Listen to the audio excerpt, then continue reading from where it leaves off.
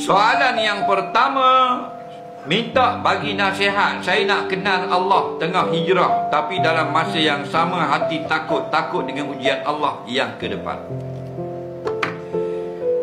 Dia kata dia nak berhijrah, tapi takut. Hijrah itu wajib, tak usah takut. Faham? Kita keluar daripada qada Allah, masuk kepada qada Allah. Tak akan keluar daripada qada, kehendak dia. Faham? Dulu kita dalam lalai kehendak Allah. Allah suruh, tidak.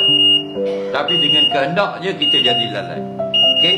Kita nak keluar daripada lalai, bukan lari daripada qada je. Kita pergi pada qadanya juga. Kerana kita tak lepas daripada qada dan qadar yang telah ditentukan oleh Allah sejak azali lagi. Okey? Dan jangan takut. Ujian itu adalah suatu kemestian bagi setiap orang mukmin. Kalau kita tidak diuji, maka kita akan jadi low class. Batulah dibuat peperiksaan di sekolah daripada peringkat apa benda ni, tadika, dah ada test. Peringkat sekolah rendah ada ujian tau. Ada ujian. Peringkat sekolah menengah ada peperiksaan. Peringkat diploma, peringkat ijazah dan seterusnya, betul tak? Sentiasa diuji. Kenapa? Linabluwakum ayyukum ahsanu amala, untuk dapat yang grade tertinggi daripada kamu, biar jadi molek. Tak.